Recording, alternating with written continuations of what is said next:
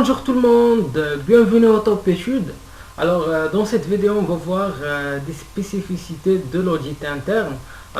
On va traiter les principes de l'audit interne et l'approche par les risques. On va commencer par les principes de l'audit interne. Il existe trois principes que doit chaque entreprise respecter. Il y a le principe de permanence et de continuité. C'est que toutes les sociétés doivent disposer d'une fonction permanente d'audit interne parce que dans l'accomplissement de ces tâches, la direction générale devrait prendre toutes les mesures pour que la société puisse compter de façon continue sur une fonction d'audit interne. Il y a le principe d'indépendance.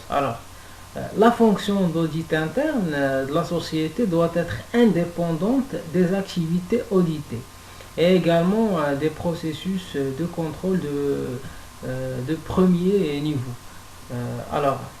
Le principe d'indépendance, il exige l'absence de tout conflit d'intérêts entre les auditeurs internes et la société, bien sûr. Le principe d'impartialité. La fonction d'audit interne doit être objective et impartiale parce que l'audit doit pouvoir effectuer ses missions sans préjugés et sans subir de pression. L'approche par les risques. Cette phase permet à l'auditeur de bien comprendre l'entreprise, son organisation et son environnement. Et ce qui est très intéressant, il permet de mettre en évidence les points porteurs de risques qui nécessitent des contrôles approfondis et les autres points qui peuvent supporter des contrôles allégés. D'abord, le risque, on peut dire que c'est tout événement, action ou inaction de nature à empêcher une organisation à atteindre ses objectifs, que ce soit d'une façon implicite ou explicite. Il y a des risques internes ou bien des risques externes. Il existe trois types de risques. Il y a les risques inhérents. Les risques inhérents à l'activité de l'entreprise. Du fait de son activité, l'entreprise va devoir gérer certaines natures de risques. Ça peut être des risques, un risque lié à l'activité, lié à la structure du capital, la structure financière ou bien à l'organisation de l'entreprise. Il y a des risques liés au contrôle. Un risque lié au contrôle, c'est un risque d'une anomalie significative puisse exister malgré les contrôles internes mis en place par l'entreprise. Il y a aussi des risques de non-détection. Il y a aussi, c'est un risque d'une anomalie significative malgré les moyens mis en place par l'auditeur pour détecter l'anomalie. Qui doit identifier les risques? Cette étape est très intéressante pour l'audit interne. On commence par le risque management.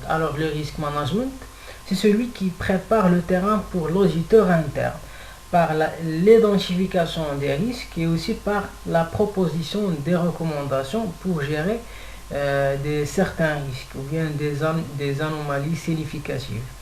Après, on passe chez le responsable opérationnel. C'est celui qui applique les recommandations proposées par le risque management. Ça peut être un chef de service ou bien un responsable d'un département. Puis on vient chez l'auditeur interne. L'auditeur interne, il reste dans la dernière étape. C'est celui qui a apprécié le travail du risque management et le responsable opérationnel. Il s'assure que tous les risques sont bien identifiés et aussi que le risk management a bien proposé les recommandations, bien les recommandations nécessaires pour gérer les risques, pour faire face aux risques, et aussi il vérifiait le travail du responsable opérationnel. Est-ce qu'il a bien appliqué les recommandations? Alors, politique pour faire face au risque. Alors, d'abord, il faut accepter le risque, c'est-à-dire l'acceptation du risque. On doit s'adapter au risque. Puis on passe au partage, ça veut dire c'est un rapport avec l'assurance, ça veut dire la couverture du risque et l'évitement. Alors, il faut éviter l'activité qui génère le risque. Et la réduction, alors la réduction, ça veut dire, on peut dire la protection et la prévention, ça veut dire la minimisation de l'impact et la minimisation de la fréquence du risque. Alors, parmi les outils de gestion ou bien d'identification des risques, il y a la cartographie des risques. Alors, une carte des risques est un outil de visualisation de données visant à signaler les risques spécifiques auxquels une organisation est confrontée. Alors, il existe plusieurs formes de cartes de risque. Alors, par exemple, ce graphique représente la probabilité ou la fréquence sur l'axe vertical et l'incidence ou bien l'importance significative sur l'axe horizontal. Alors, dans cette configuration, la probabilité augmente à mesure que l'on s'élève sur l'axe vertical et l'incidence augmente de gauche à droite. Et pour les points, alors ces points correspondent aux risques qui ont été classés dans 4 catégories d'incidence et 6 catégories de probabilité. Alors, il y a une autre forme de carte des risques. Alors, ce graphique donne un exemple de carte de risque global d'une administration examinant la dynamique entre fréquence et gravité pour chaque risque en comparant la probabilité d'occurrence et l'ampleur future estimée du risque potentiel. Voilà. Alors, les objectifs de la cartographie des risques. Alors, d'abord, il y a l'identification et l'évaluation des risques. Fournir un mécanisme permettant de développer une solide stratégie de gestion des risques. Communiquer la stratégie en matière de gestion des risques à la fois à l'encadrement et aux employés.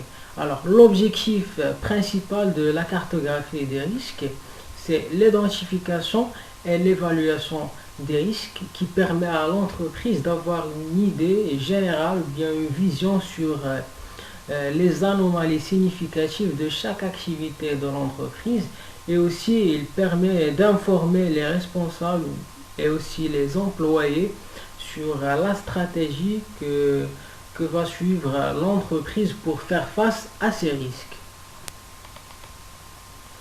Alors, le processus de cartographie des risques se compose de 6 étapes.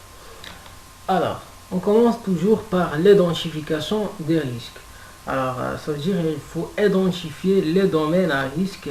Alors, cette étape pour développer un langage commun sur la gestion des risques au sein de l'entreprise.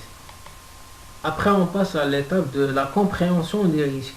Alors, pour chacun des risques sélectionnés lors de la première étape, il est nécessaire de déterminer si le risque provient de phénomènes internes ou externes de l'entreprise. Après, on passe à l'évaluation. Alors, cette étape consiste à évaluer les risques provenant de différentes situations en estimant la fréquence des risques et aussi en estimant la gravité potentielle des risques. Alors, puis on passe le classement. Alors, il faut classer les risques selon leur gravité et aussi leur fréquence. Et l'avant-dernière étape, il faut gérer, ça veut dire la gestion des risques.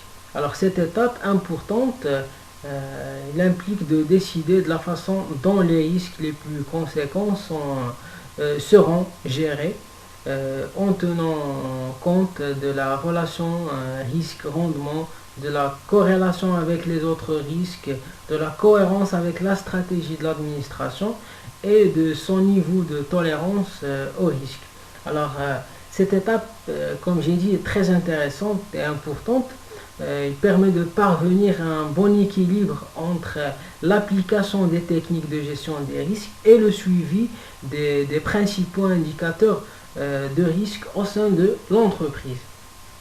Et la dernière étape, c'est la révision des risques. Alors, cette étape comprend le suivi et l'évaluation visant à s'assurer que les contrôles sont efficaces et aussi analyser les phénomènes de risque et en tirer les enseignements nécessaires par rapport à l'évolution, tendance, réussite et échec, et ainsi de suite. Et on recommence de faire l'identification, la compréhension, l'évaluation, etc.